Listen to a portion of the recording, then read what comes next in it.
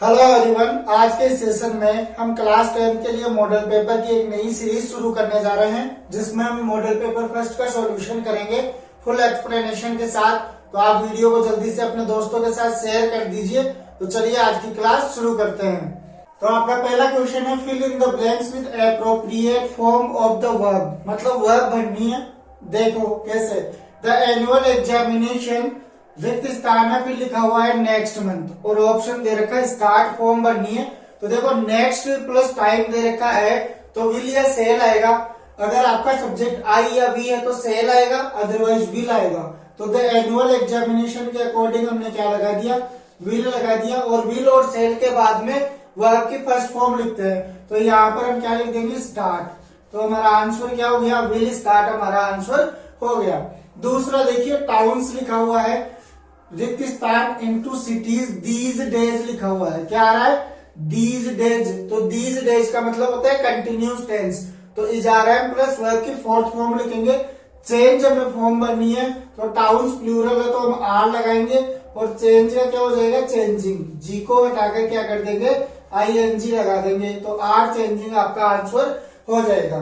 इसके बाद में इसी में आपका बी ऑप्शन होगा, जिसमें आपको क्या करना है, choose the correct verb form from the given alternatives. मतलब 4 ऑप्शन आएंगे, उनमें से आपको सही ऑप्शन चुनना होगा वर्ब से रिलेटेड। देखिए कैसे, यहाँ लिखा हुआ है दिव्य प्रताप और फिर रिसेंटली लिखा हुआ है। रिसेंटली के दोनों तरफ आपको रिक्त स्थान दे रखा है और फिर लिखा हुआ है हिज सिलेबस। और रिसेंटली आते ही हमें समझ में आ गया कि हमें हैज या हैव लगाना है। तो हमने यहाँ पर सब्जेक्ट देखा दिव्य प्रताप, मतलब एक नाम है तो हमें हेज प्लस वर्ब की थर्ड फॉर्म देखनी है। तो इसमें तो हेव आ गया, ये गलत हो गया।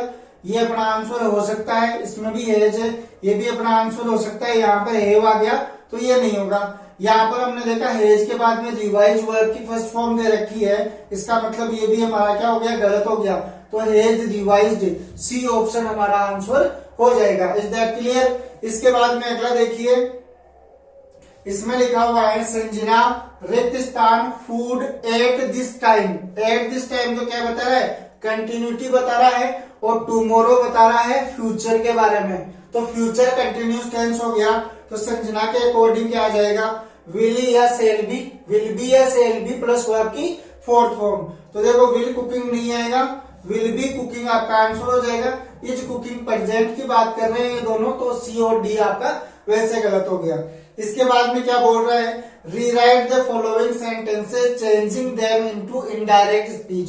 सेंटेंस दिया हुआ है, उसको इनडायरेक्ट स्पीच में हमें बदलना है। तो देखो, श्लोक सेड टू यथार्थ लेट्स प्ले चेस। तो देखो लेट्स से शुरू हो रहा है वाक्य, किससे, लेट्स से वाक्य शुरू हो रहा है।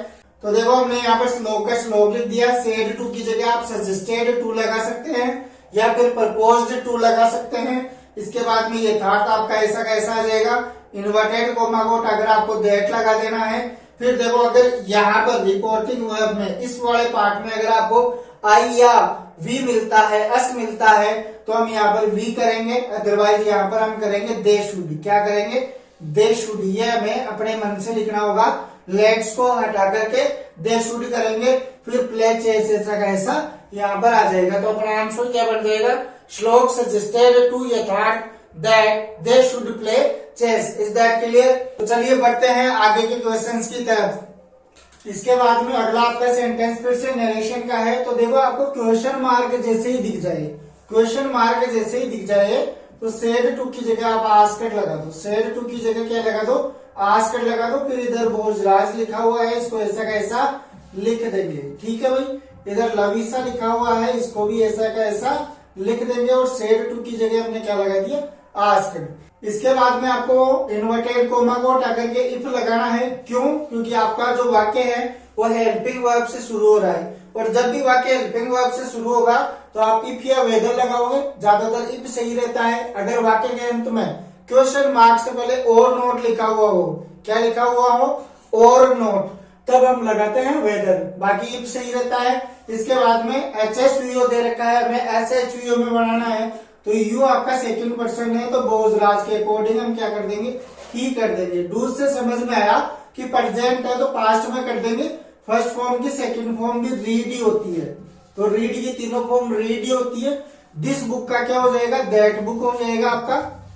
इसके बाद में टुडे का क्या हो जाएगा, दैट डे, क्या हो जाएगा, that day. Is that clear. फिर यहाँ पर फुल स्टॉप लगा देंगे। इसके बाद में अगला क्या बोल रहा है, fill in the blanks with the verb in agreement, मतलब सब्जेक्ट वर्ब एग्रीमेंट वाला है तो सब्जेक्ट देखना होगा। तो यहाँ पर देखो स्लो एंड स्टडी है, स्लो एंड स्टडी लिखा हुआ है तो हमें या तो विन लिखना है या फिर विंस लिखना है।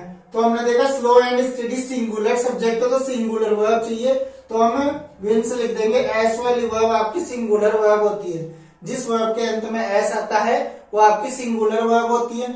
इसके बाद में यहाँ पर पीपल दे रखा है, पीपल दे रखा है, हमें वोज लगाना है या वर, तो पीपल हमेशा प्लूरल होता है तो हम यहाँ पर लगा देंगे वर। Is that clear. इसके बाद में क्या करना है, पैसिव वॉइस में चेंज करना है। तो देखो जब भी हु आ जाए तो इसको बना दो बाई हुम, क्या बना दो, बाई हुम।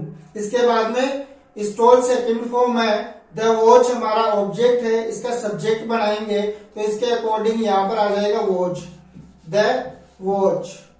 और इसके बाद में हम स्टोल की थर्ड फॉर्म लिख देंगे स्टोलन, STOLEN और क्वेश्चन मार्क लगा देंगे। Is that clear. By whom was the watch stolen, is that clear. इसके बाद में अगला देखिए डिड लिखा हुआ है, इसका मतलब हमें वॉच या वर लगाना है। ए स्टोरी हमारा ऑब्जेक्ट है तो हम लिखेंगे ए स्टोरी, ए स्टोरी के अनुसार हम क्या लगा देंगे, वॉच लगा देंगे। हेल्पिंग वर्ब क्या लगा देंगे, वॉच लगा देंगे। फिर राइट की थर्ड फॉर्म क्या हो जाएगी, रिटर्न, WRITTEN। इसके बाद में बाई लगाएंगे और सब्जेक्ट का ऑब्जेक्ट क्या हो जाएगा, हर, सी का क्या हो गया, हर, और उसके बाद में क्वेश्चन मार्क। इसके बाद में आपको क्या करना है, फ्रेम क्वेश्चन मतलब फ्रेमिंग क्वेश्चन बनाना है। हाउ लॉन्ग दे रखा है तो हाउ लॉन्ग दे रखा है तो मतलब कितना ड्यूरेशन की बात हो रही है, उस ड्यूरेशन को हम हटा देंगे तो 4-7 आवर्स को हम हटा देंगे। बाकी कमल कैन रीड बचा हुआ है तो हम लिखेंगे कैन, फिर सब्जेक्ट कमल और उसके बाद में रीड, ऐसा हम बना देंगे तो हमारा ये फ्रेमिंग क्वेश्चन हो जाएगा। क्योंकि ये आपको WH वर्ड आ गया, हाउ लॉन्ग, उसके बाद में हेल्पिंग वर्ब, फिर सब्जेक्ट और फिर मैन वर्ब आ गई। इसके बाद में अगला देखो एड क्वेश्चन टैग, मतलब टैग क्वेश्चन पूछ रहा है।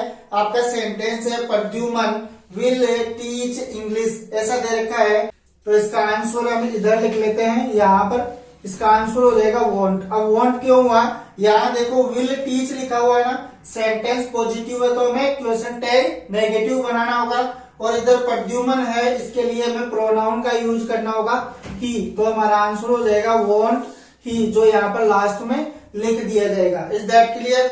अगर आपको वीडियो अच्छा लगा हो तो वीडियो को लाइक कीजिए, शेयर कीजिए और चैनल पर पहली बार आए हैं तो सब्सक्राइब जरूर कीजिएगा। मिलते हैं अगले वीडियो के साथ, तब तक के लिए टेक केयर, बाय बाय।